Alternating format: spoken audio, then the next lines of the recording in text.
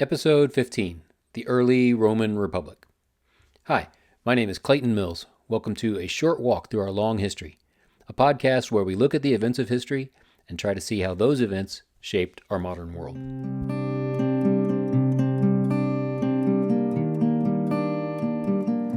This is episode 15, The Roman Republic. This episode, we're finally going to talk about the actual history of the Roman Republic. But before I get started, I have to put in another plug for my favorite podcast of all times, and that is The History of Rome by Mike Duncan. In that podcast, Duncan goes into great depth about the history, characters, and structure of Rome.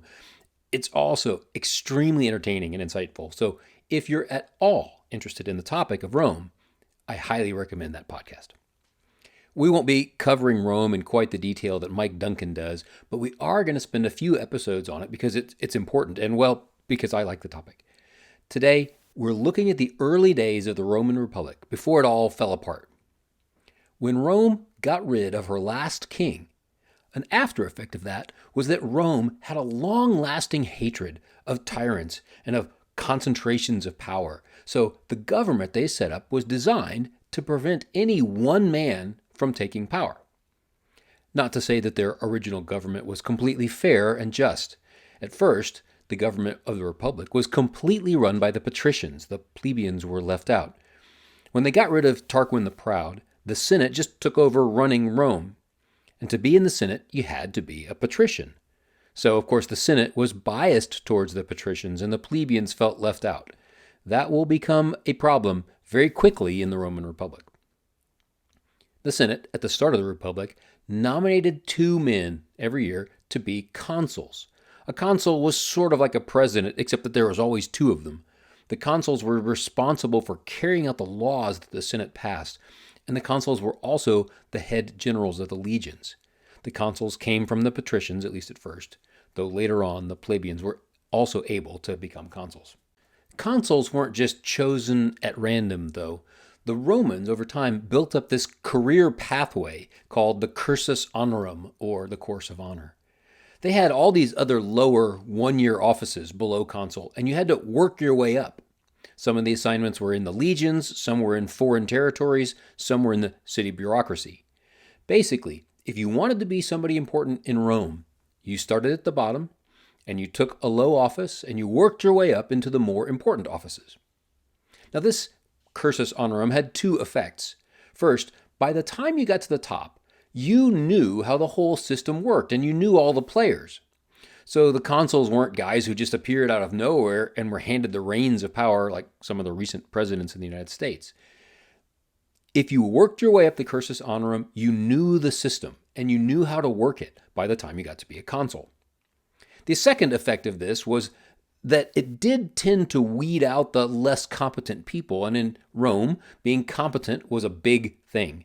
Like I said, they really hated disorder and disorganization, and they weren't really all that tolerant of people not doing their jobs if it led to disorder. So if you weren't good at one of the lower postings, you might not advance up the ladder. There was also a lot of horse trading that went on, so to speak, if you wanted to advance up the course of honor. You had to have enough senators on your side to get elected to whatever post you wanted. A lot of people actually went into debt, buying votes. But depending on your posting, you could make a lot of money and pay back the people who had voted for you. Of course, then you sort of had to do what the people who had paid for your office wanted you to do. This was more open back then, and it was kind of accepted practice. People had their backers, and people knew who they were. People knew who supported whom. You just knew who was on the side of a particular person in office. It was politics just like it is now. Wealthy people behind the scenes getting their candidate elected, and then, of course, expecting their candidate to do what they wanted done. There were laws and traditions that governed this process, and more or less everyone obeyed them until things started to fall apart in the late days of the Republic. But we're not there yet. We're at the beginning. I just wanted to talk for a moment longer about how the Republic worked. We'll add layers to this governmental system as we go. Pretty much, as soon as the city of Rome was founded, they started fighting with their neighbors. And this continued when they became a republic too. Well, and also when they were an empire. In fact, less than a year after they deposed Tarquin the Proud and founded the republic, Rome was attacked by the Etruscans. From this attack comes one of Rome's early legendary stories, one that they often use as an example of Roman bravery and sacrifice. This Etruscan army marched down on the west side of the Tiber. Rome is on the east side. They marched down the west side and they captured and pillaged all the Roman land that was on that side. They ended up on the west side of the Tiber, just directly across the river from the middle of Rome. There was, at the time, one wooden bridge that connected Rome to its lands on the west side. The small band of Roman soldiers who were encamped on the west side, they all ran away from the Etruscans and they ran back across the bridge to take refuge in the city. Except for one man, a soldier named Horatius. Horatius stood on the bridge and he said, "You shall not pass." Okay, maybe he didn't say that. That was someone else. But Horatius alone didn't run. He stood there. He held his ground, his sword and shield ready. The Etruscans sent men out to fight him, but he held his ground and fought them off. In fact, he stayed there fighting long enough for the Romans to demolish the bridge behind him. And then, according to legend, Horatius, in full armor, jumped into the river and swam back to the Roman side. There's actually a great British poem about it by a guy named Macaulay. And this is how this poem goes. Then out spake brave Horatius, the captain of the gate. To every man upon this earth death cometh sooner or late. And how can man die better than facing fearful odds for the ashes of his fathers and the temples of his gods? Of course, this isn't what Horatius actually said, but this English poem very much captures the spirit of Roman culture. An honorable, brave man fighting an enemy, facing fearful odds. This was the very best way a man could die. So Horatius held off the Etruscans long enough for the other Romans to destroy the bridge, but despite Horatius's efforts, the Etruscans eventually surrounded Rome, and so after a standoff, the two sides made a treaty that halted the fighting, at least for the time being. That same year, Rome made a treaty with another enemy, Carthage, in which Carthage agreed to let Rome have control of most of the Italian peninsula, in exchange for Rome agreeing that they wouldn't send trading ships into the western part of the Mediterranean, which was controlled by Carthage. The Romans and the Etruscans, after this treaty, still had some skirmishes, but the two cultures became more and more unified, and eventually the Romans kind of adopted a lot of things out of the Etruscan culture. But the Etruscans were about to disappear off the map, because we're about to meet one of Rome's other great enemies, besides Carthage, and that is the Barbarians. We'll come back to the Barbarians in a minute, but we need to talk about the troubles in and around Rome first.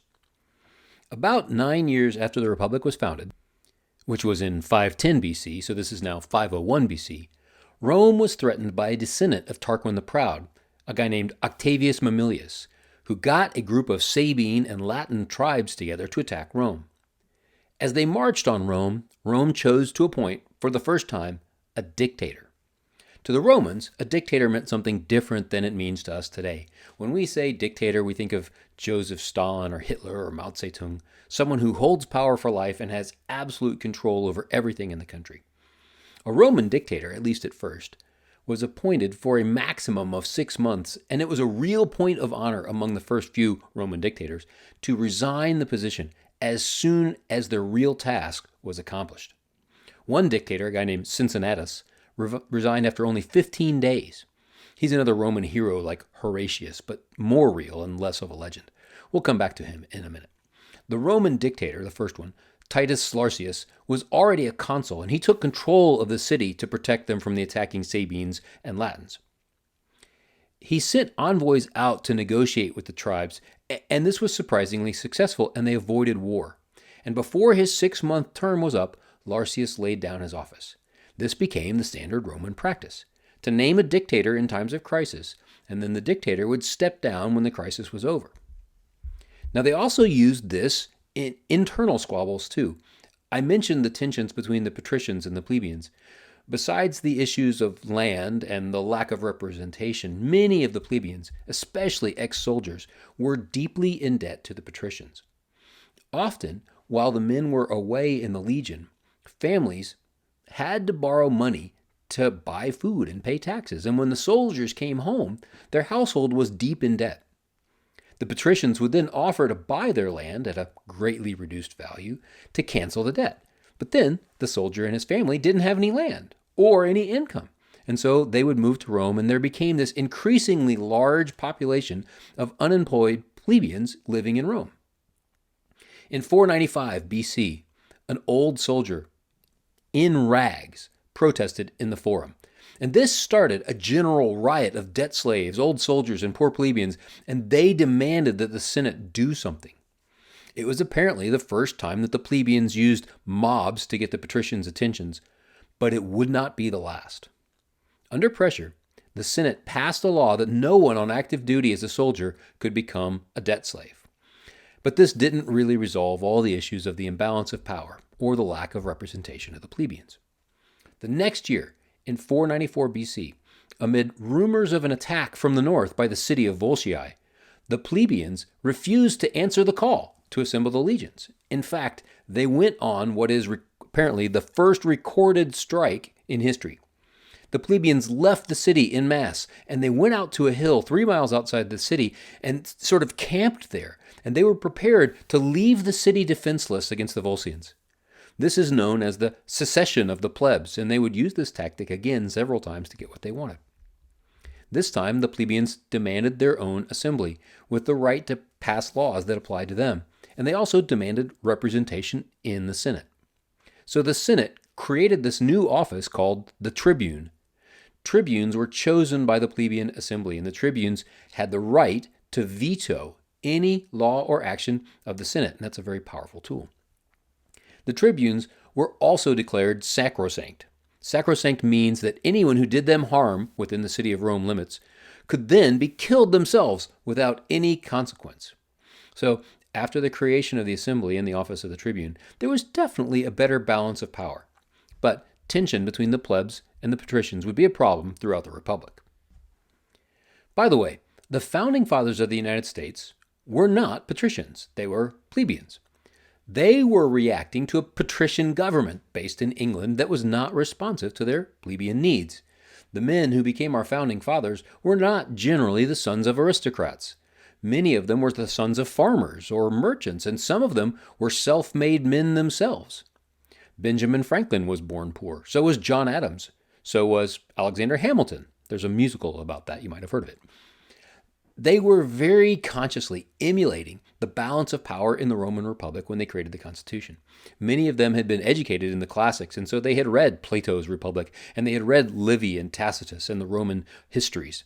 They were very intentionally creating a government system that was designed to hold the power of the central government in check and to prevent tyrants. At some point, I need to talk about all the stupid decisions that we have made since then that have led to the overconcentration of power that we see in Washington, D.C. today. But again, I'm getting ahead of myself. I mentioned Cincinnatus a few minutes ago. He was another semi-legendary figure of the early Republic. He had served as a consul and perhaps even as a dictator briefly too, though that first story of him as a dictator might be just a legend. Anyway, in 458 BC, a Roman army camp was surrounded by a tribe named the Aequi. Cincinnatus, who had retired from the Senate, was working on his small farm to the west of Rome. A group of men was sent by Rome to ask him to come and take over as dictator.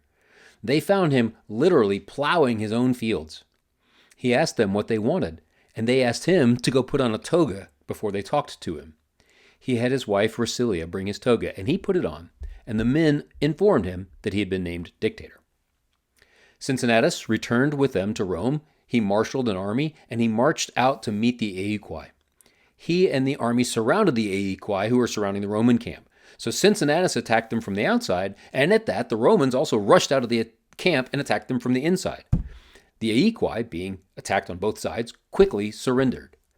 Cincinnatus accepted their surrender, but then he stuck 2 spears in the ground, and he tied a 3rd spear across the top, and made the Aequi completely disarm themselves and pass under the tied spears, which made them stoop down as they passed through. This was known as passing under the yoke, and is an ancient world tradition, meaning that the army had completely surrendered. Cincinnatus marched both Roman armies back to Rome, and then immediately resigned his dictatorship after only 15 days. Then he went back to plowing his farm.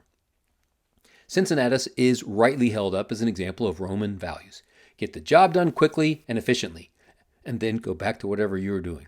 Also, he shows the Roman value of distrusting and avoiding having too much power in the hands of one man, and at least the very early Roman value of not wanting power or riches, but merely wanting a simple life.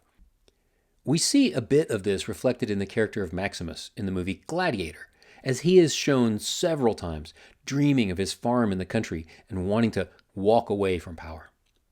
Cincinnatus was an example of what a true Roman should be. He served his city when he was needed, but he did not long for power himself.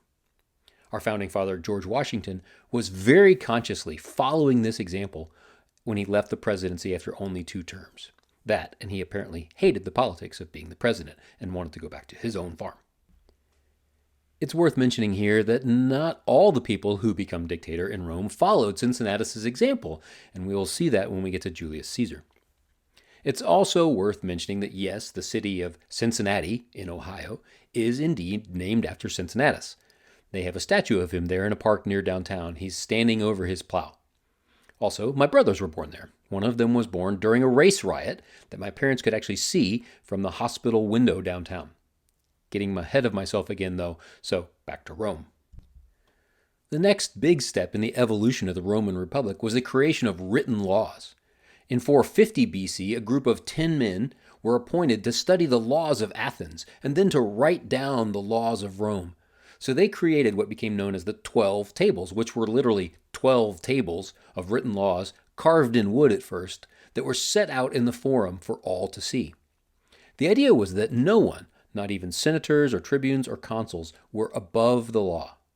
This has since been called the rule of law, which is the alternative to the rule of the strong. All governmental systems are either one or the other. The difference is that under the rule of the strong system, the strong power or person makes laws that everyone else has to abide by, but they don't have to abide by them themselves. They don't apply to the strong. You have to pay taxes, but I don't. That sort of thing. Under the rule of law, the laws, in theory, apply to everyone. I'm not sure if this has ever really happened, though, because politicians, being who they are, they often tend to exempt themselves from the laws that they apply to everyone else. But at least the principle was set up by Rome that no one is above the law. That, of course, even in Rome, only applies to citizens, not to aliens, slaves, conquered people, or allies. Those people had their own set of rules. The 12 tables were set up in 450 BC. This is about the same time that Athens and Sparta began fighting the Peloponnesian Wars, by the way. For the next 50 years after that, Rome had ongoing fights with its neighboring cities and tribes with mixed results, but more or less Rome fought off all of its attackers and managed to absorb or make treaties with the neighbors to the north and the south. But in 395 BC, Rome ran into their first real threat since the Etruscans in the early days of the Republic. That is, the Barbarians.